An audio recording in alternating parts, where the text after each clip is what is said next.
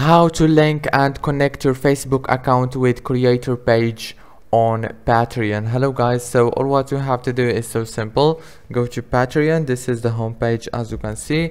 Now go to your creator account and now click on edit your page and wait a few seconds. It will take you here.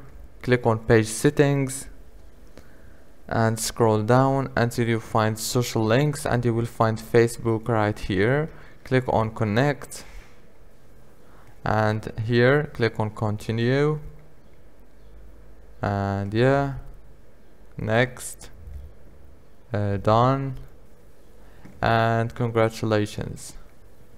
If this video was helpful, please don't forget to like and subscribe, and thank you so much for watching this video until the end. See you later.